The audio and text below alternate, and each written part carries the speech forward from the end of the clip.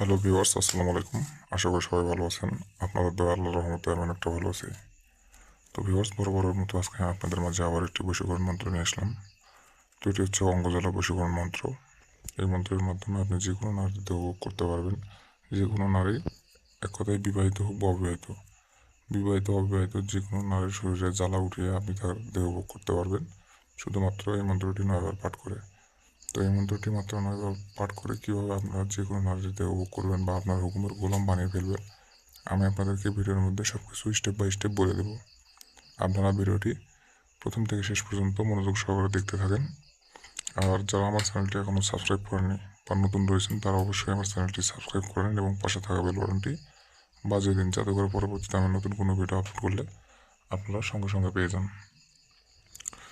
তো ভিউয়ার্স, আমি আপনাদেরকে সব কিছু বলে দিচ্ছি। তার আগে আরেকটা কথা, ভিডিওটি না টেনে না স্কিপ করে দেখবেন।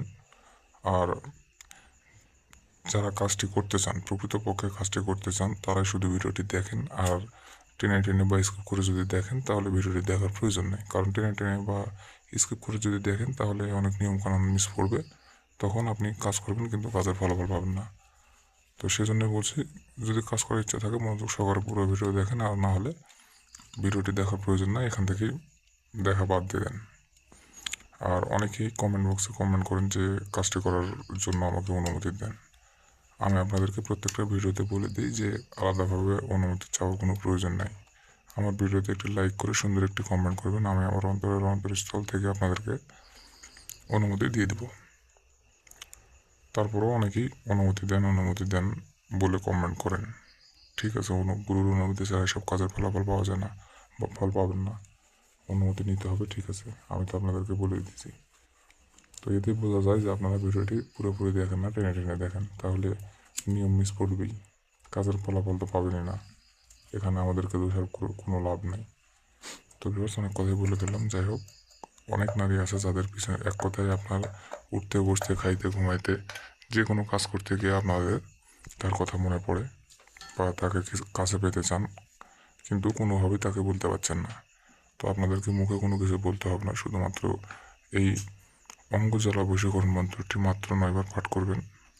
সঙ্গে সঙ্গে সঙ্গে সঙ্গে মেয়ে আপনার জন্য একদম উন্মাদ হয়ে যাবে, পাগল হয়ে যাবে, একদম কুত্তা পাগল হয়ে যাবে ভিউয়ার্স।